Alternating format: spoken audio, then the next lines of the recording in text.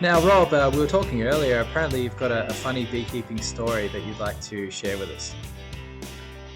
Oh, not so much funny, but a bit embarrassing, I suppose, for me when I first started out with beekeeping. I was told to look in a newspaper if I wanted to go beekeeping, find some bees and stuff. But the trouble was, when I looked down the list, I said, geez, there's a lot of them. But eventually I found out it was they were bookkeepers, not beekeepers. Okay. Oh, that's good. They just had B/BKR, whatever it was, in the ad. So I thought, oh, it's beekeeper, but it wasn't. It was a bookkeeper. Oh, that's funny. How far into the call did you get before you realised?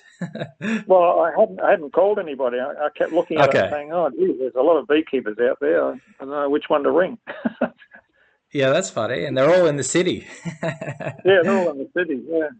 Yeah. So anyway, that was my first lesson. That not everything you see is believing. Oh, that's great. Now, we've got both Rob and Ron on the call, and you guys have been working together for a long time. Can you tell us a bit about that?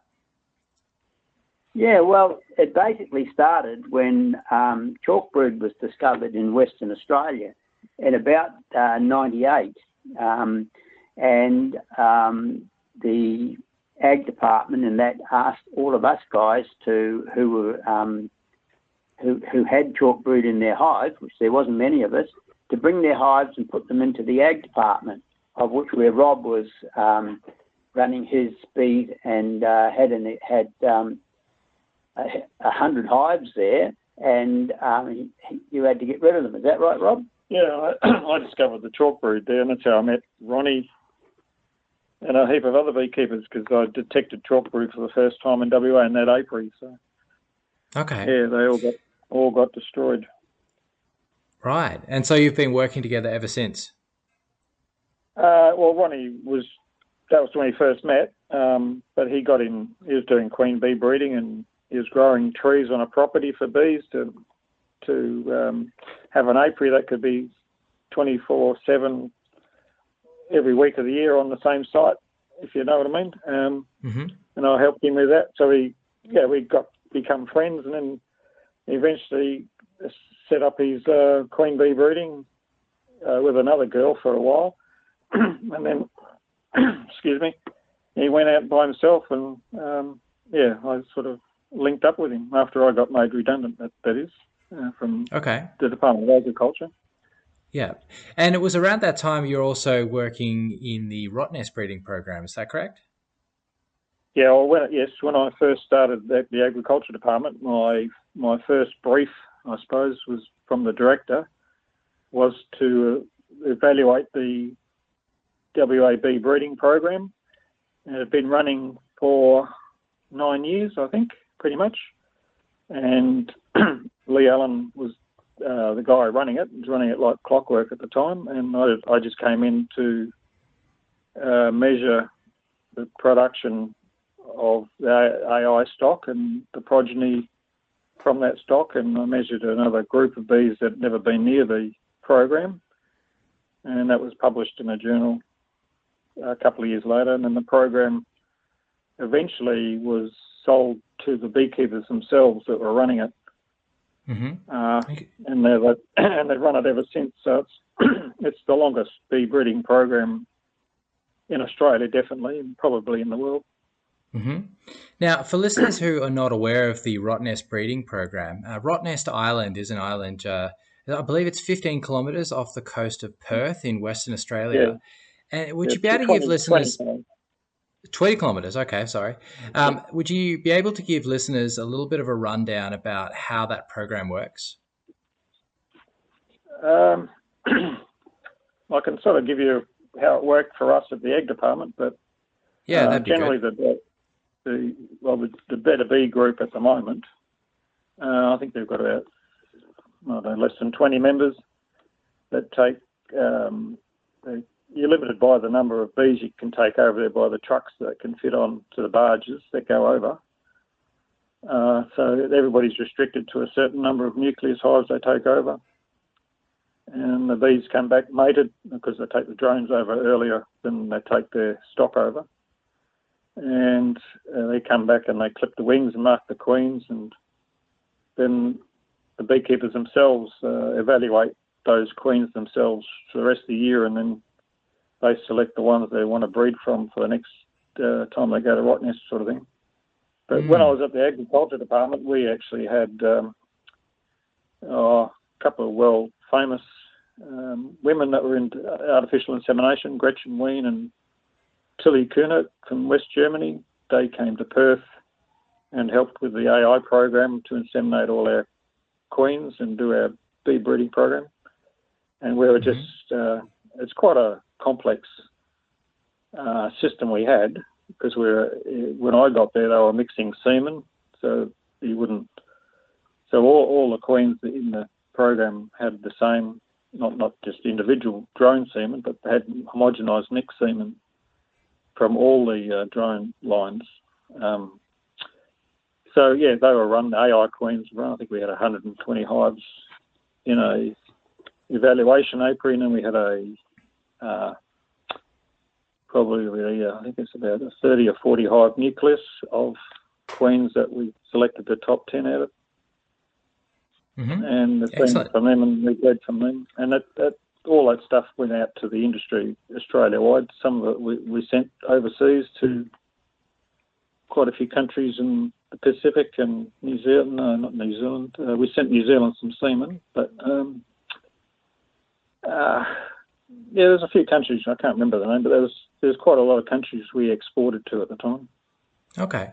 And Ron, around that time was when you learnt instrumental insemination, is that correct? No. At that stage, it was very early on in the Rottnest breeding program that Rob was just referring to. Yeah. But I learned to do artificial insemination in about 2009, and I jumped on an aeroplane and took off over to Sydney, and it was held at Gretchen Wheen's property.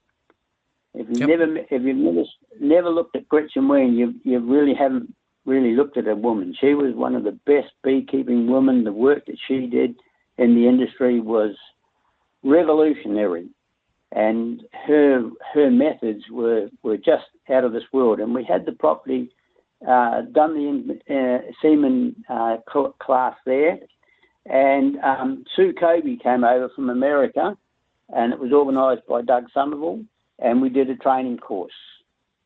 And I was fortunate enough to sit at the back of the room. I was a bit shy, and I sat next to Gretchen, and when the class was busy, when we were flat stick doing gathering semen at that particular time, Sue Cobey came down and sat on one side of me, and Gretchen was on the other, and boy, did they talk some stories in relation to the work that they'd done in the past. And it was, Gretchen came out to Australia during the war, and so you're looking at 70 or 80 years of beekeeping experience with those two women were talking together. It was quite amazing.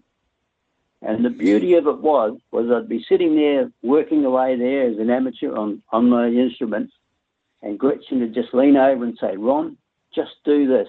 And boy, was it was amazing. The training was just stunning. And that's when I learned to do instrumental insemination. And I quietly turned around and said to Sue Cobey, "How many do you have to do before you become any good at it?" She said, "The first 1,000 is the hardest." And I tell you what, she wasn't far wrong. And from that day onwards, I started learning to do insemination, and we did it back at the Ag Department with Rob Manning. Okay, right, excellent. So for those people who are thinking about getting into instrumental insemination, what do you think the challenges are with that? Frustration. Eyesight. Yeah, okay. Eyesight.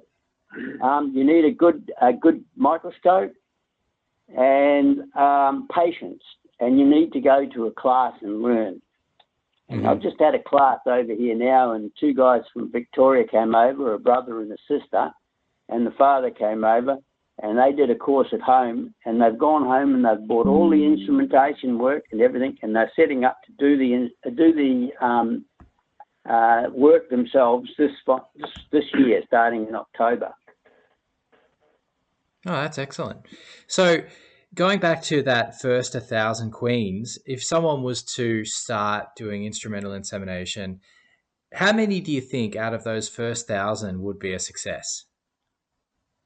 Oh, look, it varied. When I came back to Perth, and I was doing it at the ag department, and I just plodded along by myself and went through the process of how to actually do the job and set the queen up and everything else. And we discovered that we had a bit of a problem with the drones.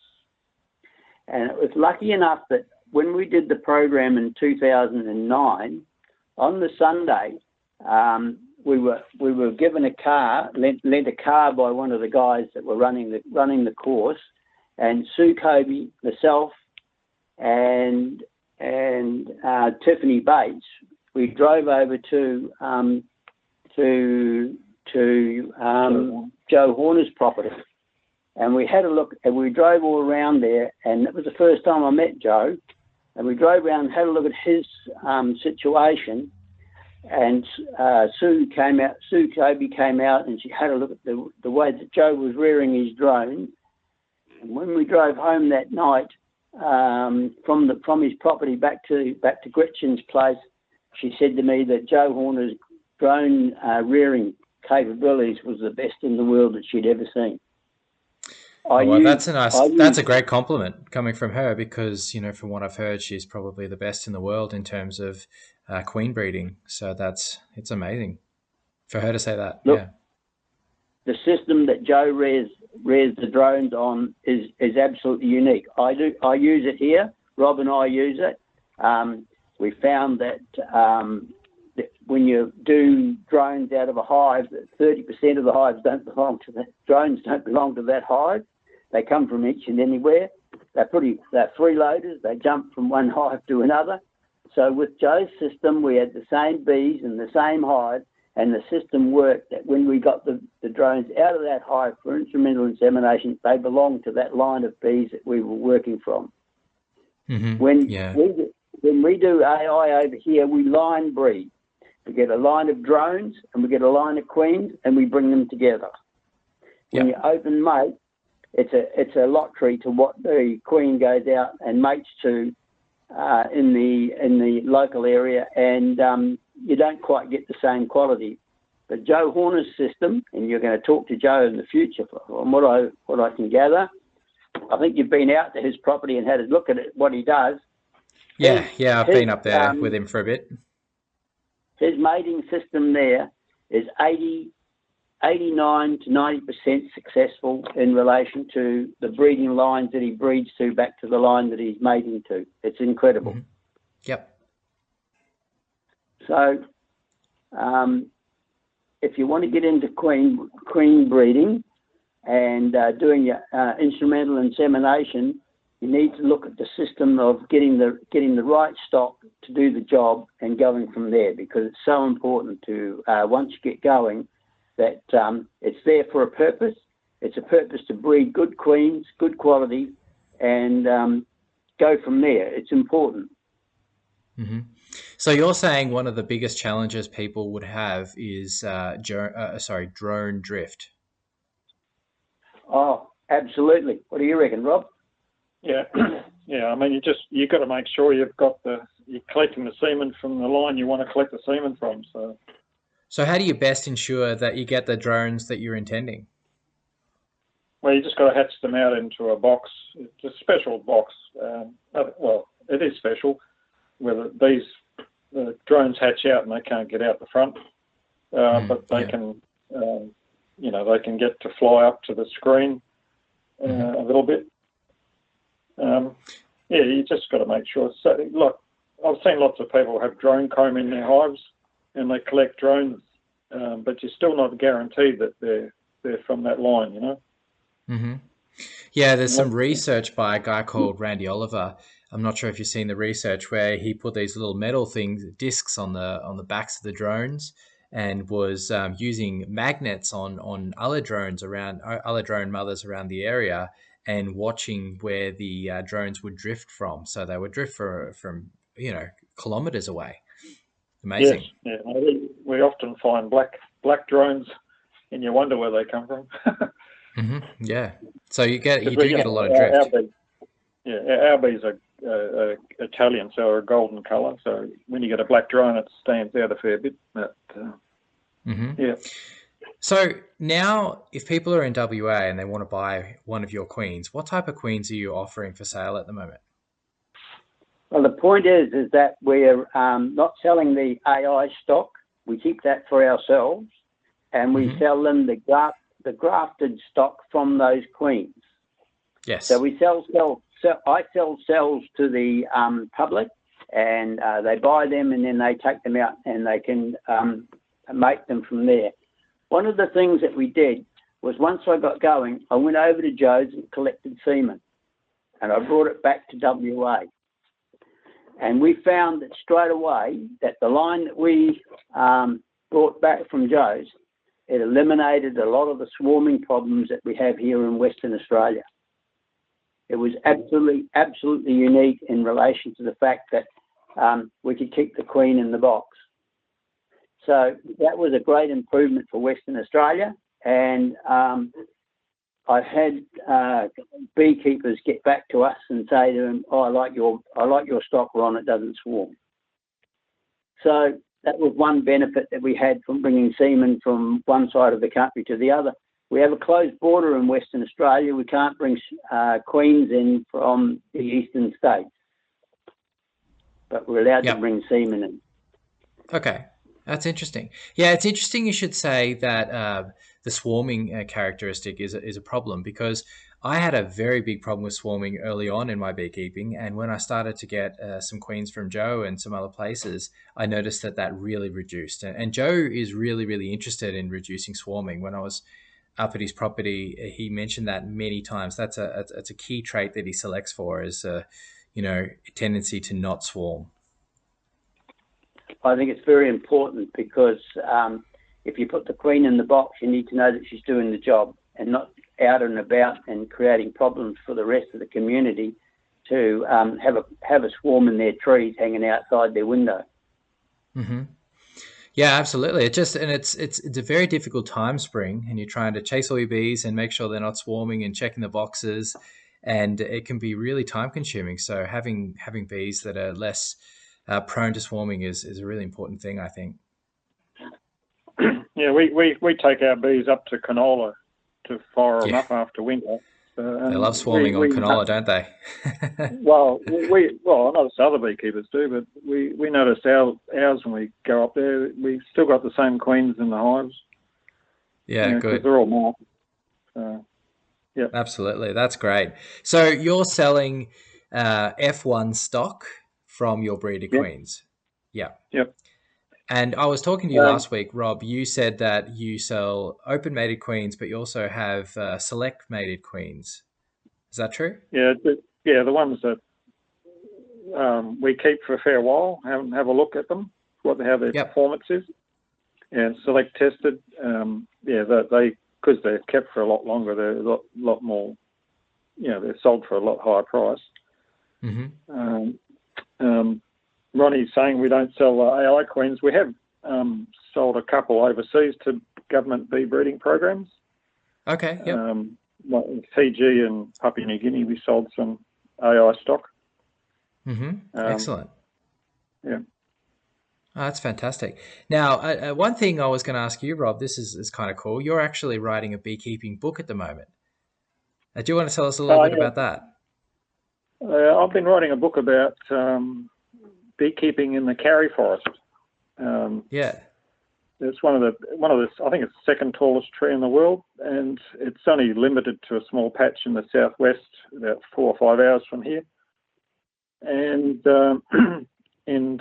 over the years, the very first beekeeper in 1930 discovered that it produced a bit of honey. That was an Italian fellow that was working in a sawmill down there. And then word got round when he shipped some honey up to what we called the honey pool, where a group of beekeepers had formed a co-op to sell honey overseas. And of course, everybody got wind of a bit of honey like that, and so the next time it flowered, a lot more beekeepers went down there. But the thing about the Karri forest, it's produced I think it's the world's record for honey production per hive. And I'm not too sure, I can't really remember what it was in terms of kilos or pounds, but it was a huge amount of honey. I mean, it was more than a 44-gallon drum. And wow, yeah, that's a lot. This was on a site with 600 hives on a site, not just 100 hives on a site. That's amazing.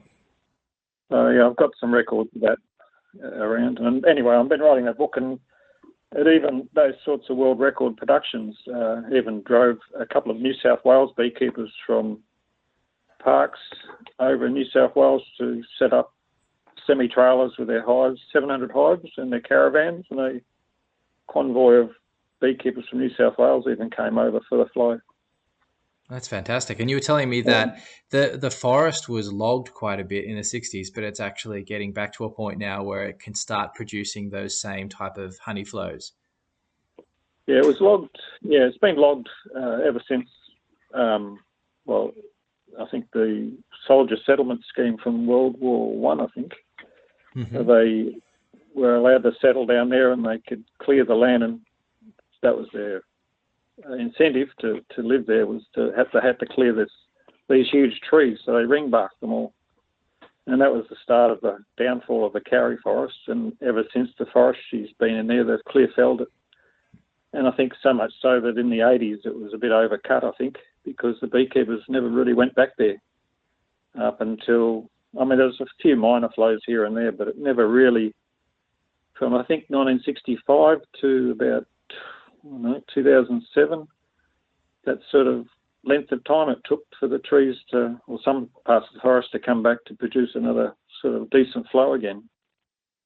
And I was going to call it the last Karri flow, but anyway. Oh, well, good luck with that. I look forward to seeing that one soon. Anyway, guys, thanks a lot for that interview. Really appreciate it. And all the best with the upcoming season. I'd leave your details in the show notes for people to get a queen from you, but apparently you don't advertise. You just got a select set of clients. Is that correct? Not a select set of clients. Just we just don't have enough nucleus hives to have a big audience of people. But okay, if we can supply people here and there, but it's usually a bit of a list. All right. Well, hopefully, if someone wants to get in touch with you and get some queens, they might be able to sweet talk you a little bit and get one or two. Yeah. But all the best for the upcoming season, and thanks again. Really appreciate it. No worries, Brent. Yeah. Have a lovely day.